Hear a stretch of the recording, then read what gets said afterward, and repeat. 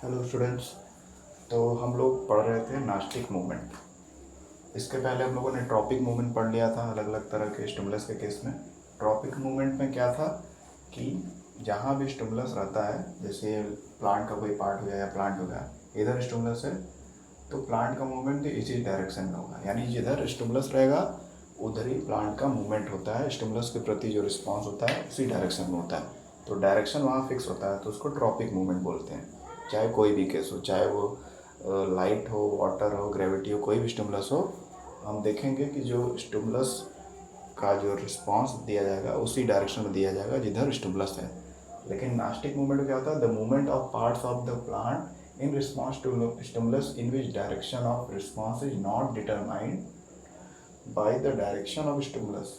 ठीक है, तो इसका अर्थ ये हुआ कि जो हमारे प्लांट के पार्ट्स में या प्लांट में जो मूवमेंट होता है किसी स्टिमुलस के प्रति, इन विच डायरेक्शन ऑफ रिस्पॉन्स, जिसमें जिसमें जो रिस्पॉन्स का डायरेक्शन है वो स्टिमुलस के डायरेक्शन पे डिपेंड नहीं करता है ना। यानी स्टिमुलस अगर इधर है तो प्लांट भी इधर ही मूव करेगा, उसमें यही मूवमेंट होगा, ये फिक्स नहीं है, ये कहीं भी हो सकता है, यानी यहाँ डायरेक्शन फिक्स नहीं है। ठीक है, यहाँ भी प्लांट का पार्ट्स मूव करेगा किसी स्टिमुलस के केस के लिए, कोई स्टिमुलस उसके पास रहेगा तो, है ना, ठीक है वो।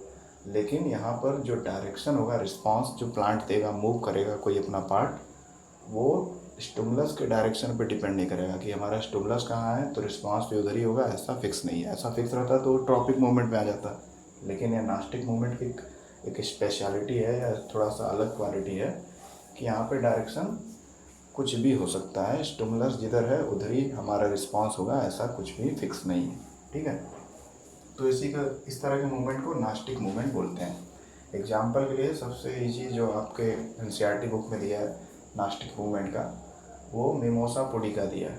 मिमोसा पुडिका ये साइंटिफिक नेम है, बॉटनिकल नेम है इस पौधे का, जिसके पत्ते को टच करते ही वो ड्रूप हो जाता है, यानी मुरझा, जैसे लगता है कि मुरझा गया है ना। तो टच मी नॉट उसका इंग्लिश नेम होता है, TOUCH, टच मी नॉट, ये भी नाम होता है इसका, कॉमन इंग्लिश नेम है ये, और साइंटिफिक नेम या बॉटनिकल नेम ये है। ठीक है, छुई मुई जिसको बोलते हैं, छुई मुई का पौधा हिंदी में, तो छुई मुई यानी टच मी नॉट या मिमोसा पुडिका उसका साइंटिफिक नेम है। इस प्लांट में हम समझ सकते हैं कि कैसे नास्टिक मूवमेंट होता है ना। तो जैसे कि इस केस में हम लोग क्या करते हैं, टच करते हैं, तो यहाँ पे हमारा स्टिमुलस क्या होगा, टच। स्टिमुलस हमारा यहाँ पर क्या है, टच। प्लांट के पार्ट्स को टच किया जा रहा है, और टच करने पे क्या हो रहा है, देखिए अभी पत्ते सारे फैले हुए हैं इसके, एकदम नॉर्मल है मिमोसा पुडिका या टच मी नॉट प्लांट के। लेकिन जैसे ही मैंने उंगली से टच किया तो इस रो के सारे पत्ते सिकुड़ गए, ड्रूप हो गए। क्या हो गए, ड्रूप।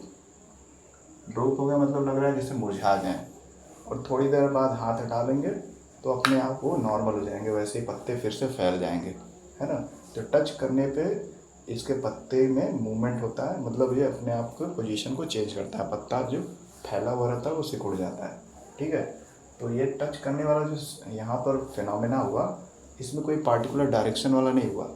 जैसे कि इस पत्ते को टच किया तो केवल इस तरफ के, इस साइड के पत्ते ही मुरझाएंगे, ऐसा नहीं है ना। मैंने तो उंगली केवल इस साइड में लगाया, ये वीन है, मेन वीन है, दोनों तरफ लीव्स हैं छोटे छोटे, तो मैंने इस तरफ उंगली लगाया तो इसी तरफ के पत्ते को मुरझाना चाहिए, लेकिन ये दूसरी तरफ के भी मुरझाया, है ना। तो इसलिए यहाँ बोला जाता है कि ये हमारा स्टिमुलस है, हमारा टच, और हमारा पत्ता रिस्पॉन्स दे रहा है मुरझा कर, है ना।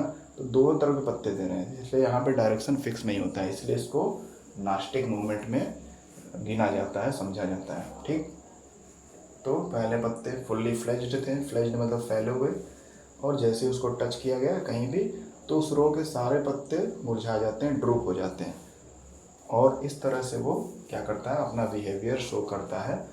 तो यहाँ पे स्टिमुलस हमारा टच हो गया, और टच होने के केस में जो नास्टिक मूवमेंट होता है उसको हम लोग बोलते हैं थिग्मोनास्टी। थिग्मो का मतलब होता है टच, और नास्टी मतलब नास्टिक मूवमेंट के लिए है ना। अगर ट्रॉपिक मूवमेंट होता तो थिग्मोट्रॉपिक होता, यहाँ नास्टी है तो थिग्मो नास्टी। तो ये जो प्रोसेस हुआ है थिग्मोनास्टी प्रोसेस हुआ है, जिसमें when we touch the leaf of any particular leaf, group of leaf, with one finger in the case of touch me not plant, then all the leaves will get drooped, will get shrinked. They look like they are shrinked, है ना. And after living for some time they will again gain the same size and they will fleshed out, मतलब फैल जाएंगे. ठीक है, तो ये थिग्मोनास्टी character show करता है. ठीक है, और यहाँ पे डायरेक्शन फिक्स नहीं है इसलिए इसको नास्टिक मूवमेंट में काउंट किया जाता है. तो टच मी नॉट प्लांट जो छूते हैं, छुई मुई का पौधा जिसको बोलते हैं, उसको छूने पे वो मुरझा जाता है. और जब एक पत्ते या 2-3 पत्ते को छूएंगे सारे का सारा उस रो का सारा पत्ता मुरझा जाएगा. इसलिए इससे क्लियर होता है कि इसमें डायरेक्शन का कोई इन्वॉल्वमेंट नहीं है. हमारा जो स्टिमुलस तो हमारा हाथ ही है, टच कर रहा है, ये टच करा 2-3 पत्तों को इस रो के, लेकिन सारे पत्ते मुरझा रहे हैं. दैट मीन्स यहाँ पे डायरेक्शन का मतलब नहीं है. नहीं तो जिधर से स्टिमुलस आ रहा है बस उधर ही उतने ही पत्तों को रिस्पॉन्स करना चाहिए था, बट रिस्पॉन्स पूरे रो में हो गया, एक जो लड़ी लगी हुई है पत्तों की सब पे हुआ.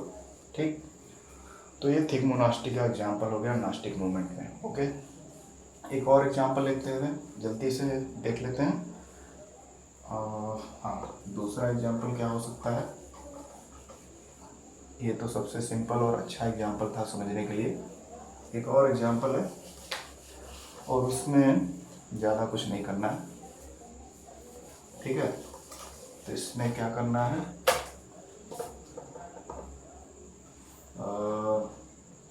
ब्लूमिंग, ये दूसरा एग्जाम्पल है नास्टिक मूवमेंट में. Blooming of the flower of dandelion. Dandelion नाम का बहुत सुंदर फ्लावर होता है, काफ़ी अच्छा होता है dandelion. In day time, day bright light. ठीक है, तो ब्लूमिंग मतलब फूलना, खिलना. तो डैंडेलियन नाम का एक फ्लावर होता है जो दिन के समय में अगर रोशनी ढेर सारी है, प्रकाश उसको लाइट मिल रहा है तो खिलता है. अब इसका मतलब ये नहीं जैसे सूरजमुखी होता है, जिस तरफ सन मूव करता है उस तरफ वो सूरजमुखी सनफ्लावर भी मूव करता है. ऐसा होता है दिन भर धीरे धीरे मूवमेंट वो होता है, ये नहीं कि अचानक से होता है. बट यहाँ इस केस में क्या होगा कि जब सनलाइट पड़ेगा तो मान लीजिए डैंडेलियन जैसा भी होता होगा, मान लेते हैं ऐसा होता है डैंडेलियन, कुछ गेंदे के फूल जैसा लगता है लेकिन थोड़ा उससे थोड़ा अलग होता है. ठीक है, तो सनलाइट निकला है ना, ये बार सनलाइट का लाइट आ रहा है, तो जैसे इसको सनलाइट इस पर पड़ेगा ये फ्लावर ब्लूम करेगा, खिल जाएगा, इधर उधर मूव नहीं करेगा. यानी इसमें कोई डायरेक्शनल चेंज नहीं हो रहा है. डायरेक्शनल चेंज होता है तो उसको ट्रॉपिक मूवमेंट बोलते हैं हम लोग, लेकिन यहाँ पे बस सनलाइट की वजह से खिल जा रहा है और इसके पोजीशन में कोई परिवर्तन नहीं हो रहा है. जैसे सनलाइट ख़त्म होगा, शाम होने लगेगा, वैसे ये ढक जाएगा, यानी मतलब मुरझा जाएगा या बंद हो जाएगा. यानी लाइट के प्रेजेंस में ये खिलता है और लाइट के एब्सेंस में ये बंद हो जाता है. तो ये एक तरह का नास्टिक मूवमेंट हो गया, किसके प्रेजेंस में, लाइट. तो यहाँ पे लाइट हमारा क्या है, हमारा लाइट स्टिमुलस, हमारा यहाँ पर क्या है, लाइट ही एक तरह का स्टिमुलस काम कर रहा है ना. तो light is our stimulus in this case. तो इस तरह के मूवमेंट को क्या बोलेंगे हम लोग, photonasty. Photo for light, nasty मतलब नास्टिक मूवमेंट हो रहा है, कोई फिक्स डायरेक्शन है नहीं, तो ये फोटोनास्टी का केस हो गया. ठीक, तो ज़्यादा कुछ नहीं, ये 2 पढ़ने थे नास्टिक मूवमेंट में. अब हम लोग चलते हैं इस चैप्टर के छोटे से और लास्ट टॉपिक पे. ओवरऑल जो हम लोगों ने अभी तक पढ़ा कि ट्रॉपिक मूवमेंट होता है प्लांट में, नास्टिक मूवमेंट होता है, कोई पॉजिटिवली जियोट्रॉपिक, कुछ नेगेटिवली जियोट्रॉपिक, इस तरह की काफ़ी चीज़ें हम लोगों ने पढ़ी. अब हम लोग को पढ़ना है या जानना है कि जो मूवमेंट होता है उसके पीछे का वजह क्या है. तो उसके पीछे का वजह हम लोग पहले भी स्टार्टिंग की क्लास में पढ़े थे इंट्रोडक्शन में, कि फाइटो हार्मोन या प्लांट हार्मोन जो होते हैं वही अल्टीमेटली रिस्पॉन्सिबल होते हैं इस तरह के मूवमेंट में जो प्लांट में हम लोग देखते हैं. अलग अलग तरह के प्लांट में, किसी में फोटोट्रॉपिक मूवमेंट होता है, मतलब ट्रॉपिक मूवमेंट होता है, किसी में नास्टिक मूवमेंट होता है. तो इन सब के पीछे का अल्टीमेट रीजन क्या है, फाइटो हार्मोन. प्लांट में जो हार्मोन है उनकी वजह से ही ये सारे फिनोमेना होते हैं और हमारा प्लांट जो है अलग अलग स्टिमुलस के लिए अलग अलग तरह का रिस्पॉन्स देता है. ठीक है, चलिए तो हम लोग अब प्लांट हार्मोन लास्ट टॉपिक जल्दी से पढ़ते हैं, वो छोटा सा ही टॉपिक है. ओके, तो ये हो गया चलिए अब हमारा लास्ट टॉपिक है फाइटो हार्मोन या प्लांट हार्मोन। फाइटो मतलब प्लांट ही होता है, वो थोड़ा सा किसी और भाषा से लिया गया है तो उसको फाइटो बोलते हैं, है ना। साइंटिफिक टर्म्स बहुत सारे लैंग्वेज से लिया जाता है, इसलिए काफ़ी सारे नए नए वर्ड सुनने को मिलेंगे। तो plant hormone, plant hormone, hormones, ठीक है। अभी तक जितने भी हम लोगों ने मूवमेंट्स पढ़े प्लांट के अंदर जो अलग अलग स्टिमुलस में था, वो अल्टीमेटली मूवमेंट किस वजह से क्रिएट होता है?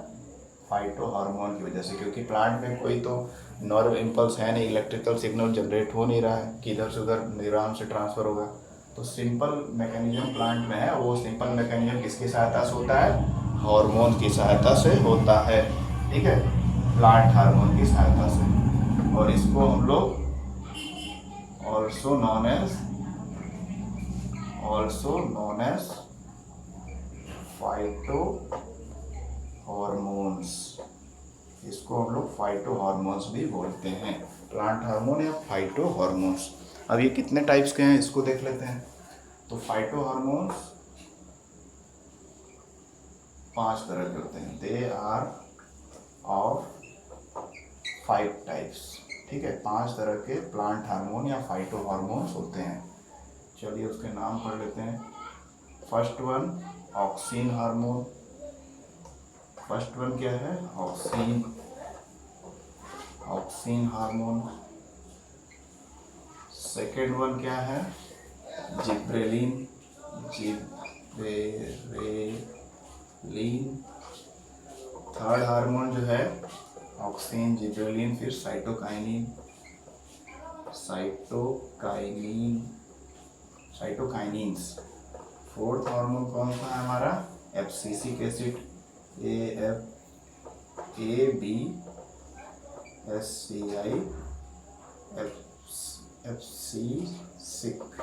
एब्सिसिक एसिड, जिसको कि शॉर्ट में ABA भी बोलते हैं, ABA हार्मोन। और पांचवा है एथिलीन, ठीक है, ओके, क्लियर है। तो ये 5 तरह के हार्मोन्स पाए जाते हैं हमारे प्लांट बॉडी में, और इन्हीं 5 हार्मोन्स से प्लांट के बॉडी में बहुत सारे फंक्शन रेगुलेट होते हैं। जैसे कि ये जो मूवमेंट है स्टिमुलस के प्रति, ये तो होता ही है, उसके अलावा जो बहुत सारे फंक्शन बॉडी प्लांट के बॉडी में परफॉर्म होते हैं, उसमें हेल्प करता है ये 5 हार्मोन। तो हम लोग 1 बाय 1 सबके बारे में थोड़ा थोड़ा पढ़ेंगे, ठीक है। तो ये पहला हार्मोन ऑक्सिन हो गया, दूसरा जिब्रेलिन, तीसरा साइटोकाइनिन्स, चौथा है एब्सिसिक एसिड, जिसको ABA हार्मोन भी बोलते हैं, इसी का शॉर्ट नेम है, और पांचवा है एथिलीन हार्मोन, ठीक। चलिए तो एक एक के बारे में थोड़ा थोड़ा पढ़ते हैं, बहुत ज़्यादा डिटेल में नहीं जाना है। तो सबसे पहले ऑक्सिन हार्मोन के बारे में पढ़ते हैं। देखिए ऑक्सिन हार्मोन का काम क्या है, इसका फंक्शन होता है promote growth and development of plant, यानी प्लांट में जो ग्रोथ होता है, डेवलपमेंट होता है, प्लांट का जो हाइट वगैरह बढ़ता है, उसके लिए बहुत ज़्यादा रिस्पॉन्सिबल है। अल्टीमेटली कर सकते हैं प्लांट का जो हाइट बढ़ता है, लंबाई बढ़ती है, अलग अलग लंबाई के पेड़ पौधे होते हैं, तो उसके लिए रिस्पॉन्सिबल हार्मोन है ऑक्सिन। ये पाया कहाँ पे जाता है? ये पाया जाता है, it is found at the tip of stems and roots या रूट हेयर्स, ठीक है, ठीक। तो ऑक्सिन नाम का जो हार्मोन है, पहला हार्मोन फाइटो हार्मोन है, ये क्या करता है? ये ग्रोथ और डेवलपमेंट करता है प्लांट के बॉडी में, ठीक है। और ये कहाँ पाया जाता है? स्टेम और रूट के टिप पर, जहाँ भी मान लीजिए कोई प्लांट है, उसका जो टिप पार्ट है या रूट्स है नीचे, उसका जो टिप पार्ट है वहाँ पे पाया जाता है, और ये करता है वहाँ से और ग्रोथ करता है प्लांट का, तो इसलिए स्टेम जो है और लंबा होते जाता है और रूट्स जो होते हैं और अंदर तक चले जाते हैं ज़मीन में। अब इससे आप याद कर सकते हैं मूवमेंट, जैसे हम लोगों ने जियोट्रॉपिज्म पढ़ा था, जिसमें ग्रेविटी की तरफ, ग्रेविटेशनल फोर्स की तरफ भी रूट्स भी बढ़ते जाते हैं। तो रूट्स के बढ़ने का कारण क्या है? Auxin hormone. Auxin hormone roots के टिप पे होता है, रूट्स हेयर या रूट जो हमारे होते हैं उसके टिप पर होता है, और वो ग्रोथ करते जाता है, तो हमारे रूट्स और नीचे ज़मीन में बड़े होते जाते हैं। सिमिलरली जो प्लांट का हाइट ऊपर बढ़ता है उसके लिए भी रिस्पॉन्सिबल है ऑक्सीन हार्मोन। ये स्टेम के भी टिप पे पाया जाता है और लगातार उसका ग्रोथ करता रहता है, तो प्लांट लंबा हो जाता है। ठीक, तो ये हो गया। ठीक है, तो ये सेल एनलार्जमेंट एंड डिफरेंशिएशन भी करता है। अभी बताते हैं क्या है cell enlargement and cell differentiation. ठीक है, तीसरा इसका फंक्शन क्या है? पहला इसका फंक्शन हो गया, दूसरा तो ये कहाँ पे पाया जाता है ये पता चल गया। जहाँ पे ज़्यादा मात्रा में पाया जाएगा वहीं पे ग्रोथ तेज़ी से होता है, तो इसलिए स्टेम लंबा होते जाता है और रूट हेयर्स अंदर ज़मीन में ज़्यादा लंबे होते जाते हैं। ठीक है, और इसका काम क्या है? Cell enlargement and cell differentiation. Cell enlargement का मतलब सेल का साइज बढ़ जाता है, और सेल डिफरेंशिएशन का मतलब है सेल की जो संख्या होती है डिफरेंशिएट होने लगती है, बहुत सारी संख्या बढ़ने लगती है। अब जब सेल की संख्या बढ़ेगी तो डेफिनेटली जो ऑर्गन है प्लांट के बॉडी का, चाहे स्टेम हो चाहे रूट हो, वो भी लंबा होगा या उसका ग्रोथ होगा, है ना। तो that is why oxygen hormone एक तरह से ग्रोथ हार्मोन जैसा काम करता है, और इससे प्लांट का स्टेम लंबा होता है और रूट भी लंबा होता है और ज़मीन में अंदर तक ज़्यादा फैलता है। क्लियर? और इसी से हम लोग रिलेट करके जो मूवमेंट था उसको भी समझ सकते हैं, है ना। जो भी ट्रॉपिक मूवमेंट था रूट्स का ज़मीन के अंदर, या स्टेम का लाइट की तरफ फोटोट्रॉपिक मूवमेंट था, उसके लिए रिस्पॉन्सिबल क्या है? हमारा ऑक्सीन हार्मोन ही, है ना। ठीक है, ये हो गया क्लियर। चलिए, ऑक्सीन के बारे में क्लियर हो गया। अब दूसरे हार्मोन के बारे में पढ़ते हैं। दूसरा हार्मोन कहाँ पर है? तो रूट और स्टेम दोनों का ग्रोथ ऑक्सीन से होता है। दूसरा हार्मोन हमारा था जिब्रेलिन।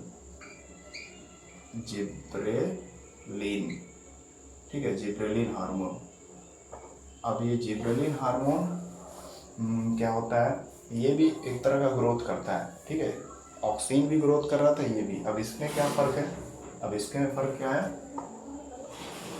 इसके में फ़र्क ज़्यादा कुछ नहीं है ना। इसमें ज़्यादा कुछ फ़र्क वगैरह नहीं है। इसमें बस ये चीज़ दी गई है कि ये जो जिब्रेलिन है ये ऑक्सीन हार्मोन की सहायता से ग्रोथ करता है। यानी ऑक्सीन तो अपने आप अकेले ही ग्रोथ करता है, स्टेम को बड़ा करता है, लंबाई बड़ा करता है प्लांट का, और उसके रूट्स को बड़ा करता है ज़मीन के अंदर। जिब्रेलिन जो है ये भी सेल एनलार्जमेंट, सेल को बड़ा करता है। सेल बड़ा होगा तो डिफ्रेंशिएट होगा। सेल एनलार्जमेंट मतलब सेल का साइज बड़ा होना, एंड सेल डिफरेंशिएशन यानी सेल की संख्या बढ़ना। ठीक है, सेल डिफरेंशिएट होगा यानी मल्टीप्लाई करेगा, डिफरेंशिएशन। ठीक है, शिएशन, सेल डिफरेंशिएशन ही करता है। और ये सारा प्रोसेस किसकी हेल्प से करता है? With the help of oxygen hormone. ठीक है, तो जिब्रेलिन हार्मोन जो है थोड़ा बहुत ऑक्सीन हार्मोन पे डिपेंडेंट होता है, और ये भी क्या करता है? ग्रोथ में, प्लांट के ग्रोथ में हेल्प करता है। अब ये कहाँ पे ग्रोथ करता है ये समझने वाली बात है। It helps to grow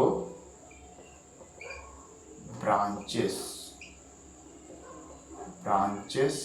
and thickness of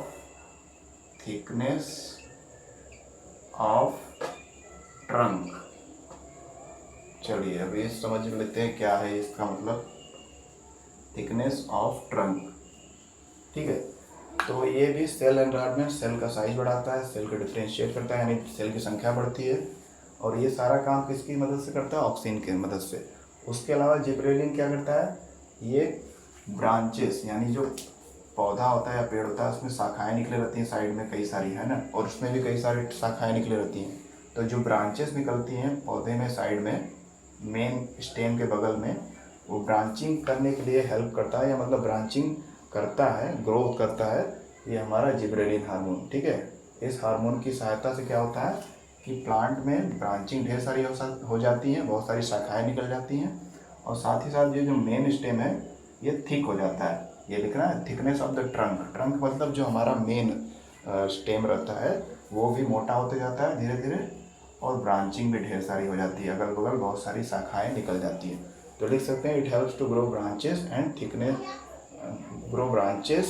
and thickness of trunk in the plant. In the plant लिखना जरूरी है ना, प्लांट में ये सारा चीज़ हो रहा है। तो ये आप समझ लीजिए कि ऑक्सीन जो हार्मोन था वो क्या कर रहा था, पौधे की लंबाई बढ़ा रहा था, मतलब स्टेम को बढ़ा रहा था, और नीचे रूट्स को बढ़ा रहा था ज़मीन के अंदर, ये कर रहा था। यहाँ पर भी ये ग्रोथ तो कर रहा है लेकिन ये लंबाई नहीं बढ़ा रहा है, ये मोटाई बढ़ा रहा है। मेन स्टेम या ट्रंक जिसको बोलते हैं उसको मोटा कर रहा है, और साथ में ब्रांचेस को ग्रो कर रहा है। इसमें हेल्प कर रहा है हमारा जिब्रेलिन। ठीक है, ओके। चलिए जल्दी से अगला पढ़ते हैं। फिर अगला कौन सा है, जिब्रेलिन के बाद कौन सा आ गया, तीसरा साइटोकाइनिन। गड़बड़ हो रहा है, साइटोकाइनिन तीसरा है, साइटोकाइनिन्स। अब देखिए साइटो का मतलब होता है सेल, काइनिन मतलब काइनेसिस, सेल का डिवीजन। तो ये सेल डिवीजन में हेल्प करता है, सेल डिवीजन। अब सेल डिवीजन होगा तो सेल ढेर सारा बनेगा, एक सेल से दो सेल, दो सेल से चार सेल, ऐसे संख्या बढ़ेगी। और जब सेल का डिवीजन होगा तो क्या होगा, प्लांट का ग्रोथ होगा। तो ये भी प्लांट के ग्रोथ में हेल्प करता है, अल्टीमेटली यही मतलब है। ठीक है, सेल डिवीजन को प्रमोट करता है ये हमारा हार्मोन, तो अल्टीमेटली प्लांट का ग्रोथ करता है और सारे ऑर्गन सही से वर्क करते हैं। ठीक है, ओके। स्टोमेटा ओपन रहता है इस केस में, स्टोमेटा को ओपन करने में हेल्प करता है। इस तरह के 2-3 फंक्शन इसके हैं। ठीक है, ओके। अब आते हैं हम लोग फोर्थ हार्मोन पे। फोर्थ क्या है हमारा, abscisic acid. Abscisic acid, ABA hormone. अभी एब्सिसिक एसिड जो है इसका काम बाकी तीनों हार्मोन से जस्ट अलग है। बाकी तीनों हार्मोन हम लोग ऑलमोस्ट देखें कि तीनों का काम था ग्रोथ का, अलग अलग रीजन में, है ना। इसका काम जस्ट उल्टा है, ये ग्रोथ को रोकता है ना। तो इट प्रोवाइड डॉर्मेंसी। क्या प्रोवाइड, डॉर्मेंसी। डॉर्मेंसी क्या होता है, अभी नया वर्ड आ गया। डॉर्मेंसी का मतलब डॉर्मेंट, सोया हुआ। ठीक है, डॉर्मेंसी शब्द बना है डॉर्मेंट शब्द से। डॉर्मेंसी मतलब सोया हुआ, यानी इनएक्टिव स्टेज में। जब प्लांट को कुछ नहीं मिलता है, सारे सूटेबल चीज़ नहीं मिलेंगी, हवा, पानी, CO2 एट्सेट्रा जो मिनरल वगैरह नहीं मिलेगा, तो वो अपना ग्रोथ नहीं करेगा, यानी सुप्त अवस्था में चला जाएगा। तो उस स्टेज को बोलते हैं डॉर्मेंसी। जैसे बीज है, बीज को सारी चीज़ें अगर नहीं मिलेंगी तो वो बीज का लेयर टूटेगा नहीं, उसमें से अंकुरित नहीं होगा वो, है ना। तो डॉर्मेंट स्टेज में रहेगा। तो ये क्या करता है, एब्सिसिक एसिड प्रोवाइड डॉर्मेंसी। ये डॉर्मेंसी करता है, यानी ग्रोथ को रोकता है। लंबे समय तक जो बीज वगैरह रहते हैं उसमें ग्रोथ नहीं होता, तो डॉर्मेंट रहते हैं, यानी इनएक्टिव स्टेज में वो रहते हैं। ठीक, तो डॉर्मेंसी करता है, स्टोमेटा को क्लोज करता है ना। स्टोमेटा को क्लोज करने का काम करता है, स्टोमेटा को क्लोज करने का इसका काम है, और ग्रोथ को रोकना है। तो डिक्रीज ग्रोथ को रोकता है। ठीक है, डॉर्मेंसी का मतलब क्या है, जब सुलाई देगा सबको, मतलब सब चीज़ को इनएक्टिव कर देगा तो ग्रोथ रुक जाएगा, और स्टोमेटा को भी बंद कर देता है, स्टोमेटा बंद हो जाएगा तो बहुत सारे प्रोसेस भी अफेक्ट होंगे। तो अल्टीमेटली ये ग्रोथ को रोकने वाला है, इनहिबिटर हार्मोन है ना, ये इनहिबिटर हार्मोन है। ये हो गया। अब पांचवा जो हार्मोन है उसके बारे में एक लाइन बस जानना है, उसके इथिलीन हार्मोन। ठीक है, इथिलीन हार्मोन जो है एक गैसियस हार्मोन है। ठीक है, कैसा हार्मोन है ये, गैसियस।